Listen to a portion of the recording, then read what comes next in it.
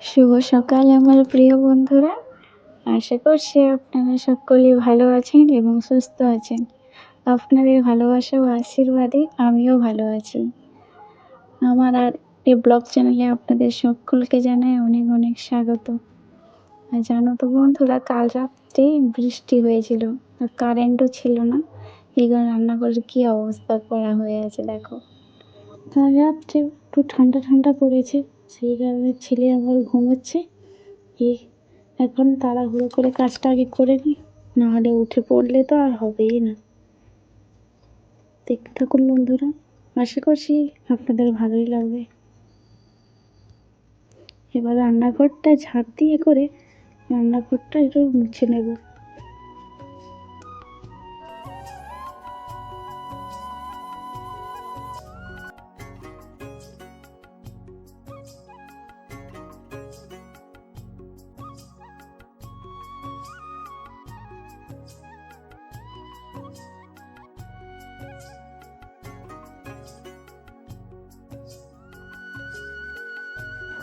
দেখতে পেলে বন্ধুরা, আমার রান্নাঘরটা কিন্তু ঝাঁট দেওয়া হয়ে গেছে। এইবার সামনের উঠোনটাকে একটু জল দিয়ে করে মুছে নিচ্ছি। প্রত্যেক দিন মোছা হয়, তবু কি জানি এত ধুলা কোথা থেকে আসে। আর আসবে না কেন, ওই যে আমাদের বাড়িটা রাস্তার সাইডে, তো এই জন্যে প্রচুর একটু নোংরা হয়ে যায়। ভালোই জল, টিউবওয়েলের জলই নিয়ে আসি, কিন্তু ধোয়ার পরে সেই কালো হয়ে যায়। কী করবো এখন, ওইগুলো তো থাকবেই। দেখতে থাকো বন্ধুরা, বেশি বক বক করবো না, তোমরা আমার সঙ্গে থেকো।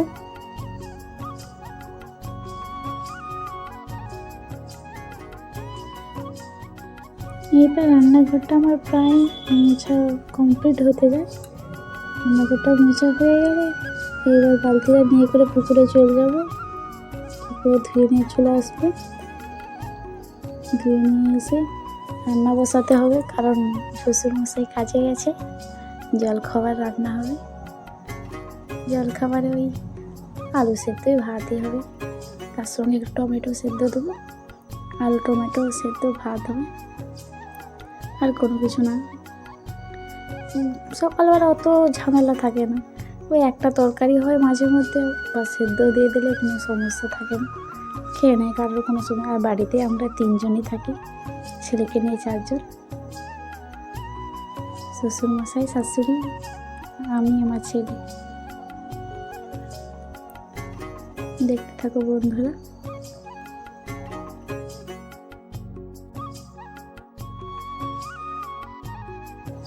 বাসি কাপড়টা চেঞ্জ করে চলে এসেছি হরি মন্দিরটা ধোয়ানোর জন্য।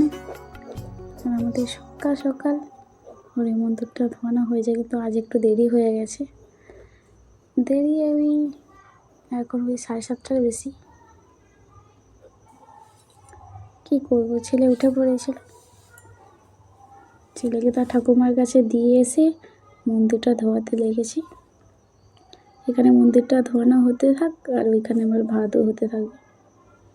শ্বশুরমশাই ওই 8:30 দিয়ে চলে আসবে। তার আগে মন্দির টন্দির ধুয়ে করে ঠাকুরকে জল তুলসী দেখিয়ে ছেলেকে আগে খাওয়াবো। ঠিক আছে বন্ধুরা, তোমরা সবাই দেখতে থাকো।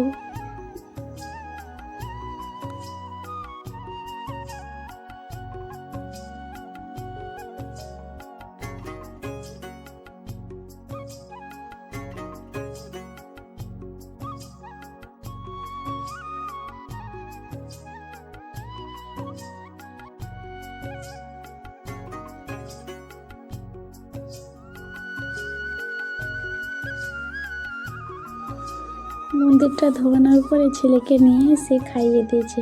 আর ছেলেকে খাওয়ানোর পরে আমিও মুড়ি আর একটু কাঁচা ছোলা নিয়ে করে বসে পড়েছি খেতে। খাওয়া হয়ে গেলে শাশুড়ি মা আজকে বাজার গেছিলো, বাজার থেকে নিয়ে এসেছে চুনো মাছ, ওই সব রকম মেশা, চিংড়ি, চাঁদা, ডেড়ে মাছ, পুঁটি সব মেশানো। আর ছেলে তো ওইসব মাছ খেতে পারবে না, এই জন্য শাশুড়ি মা একটা বড় মাছ নিয়ে এসছে।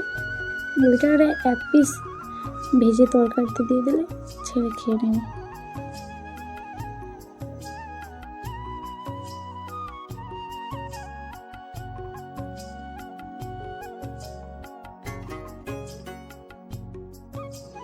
মাছ কেটে ধুয়ে রেখে দিয়ে চলে এসেছি ছাদে পোশাকটা মেলতে।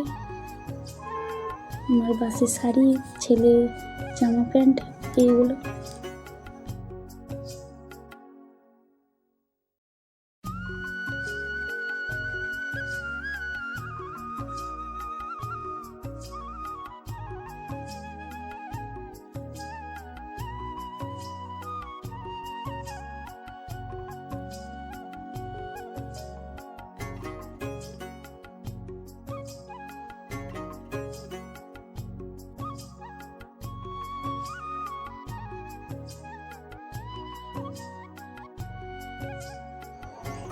সে কাপড়টা ধুয়ে মেলে দিয়ে করে চলে এসেছি নিচে।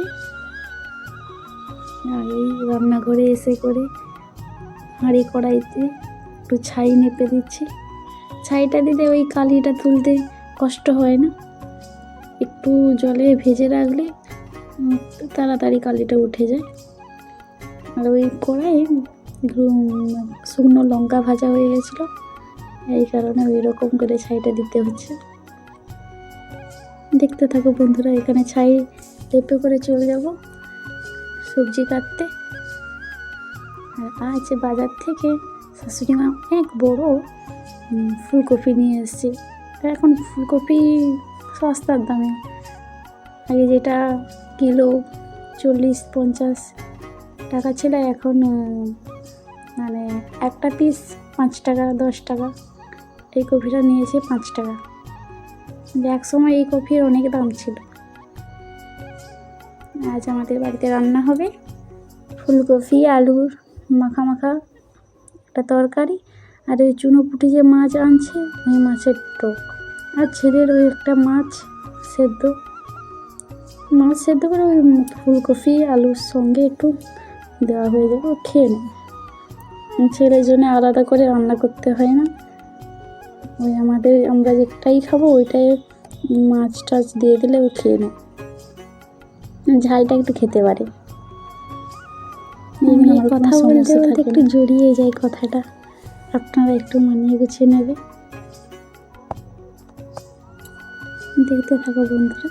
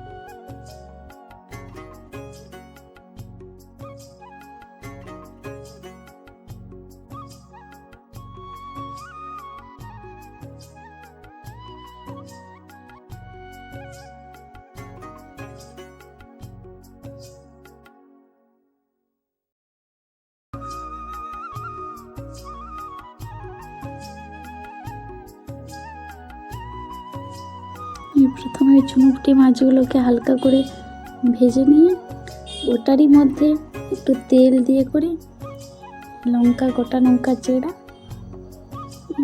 আর একটু ফোড়ন 5 ফোড়ন দিয়ে করে পাকা তেঁতুলের টক করে পাকা তেঁতুলের জল দিয়ে দেব। এতটুকুই বন্ধুরা, দেখতে থাকো।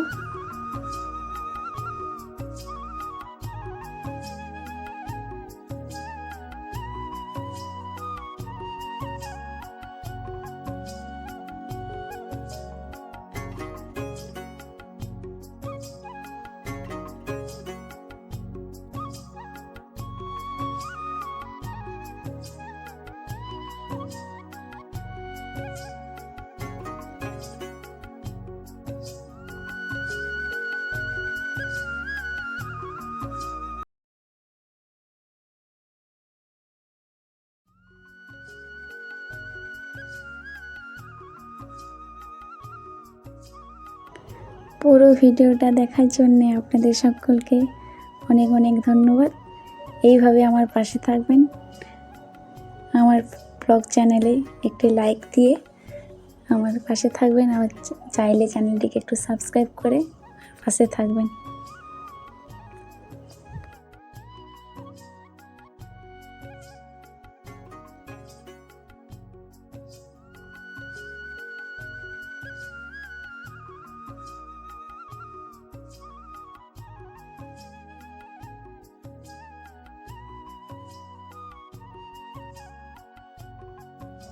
পুরো ভিডিওটা দেখার জন্য আপনাদের সকলকে অনেক অনেক ধন্যবাদ। এইভাবে আমার পাশে থাকবেন। আর ভিডিওটা বেশি বড় করছি না। সবাই সাবধানে থাকবেন, সুস্থ থাকবেন। টাটা।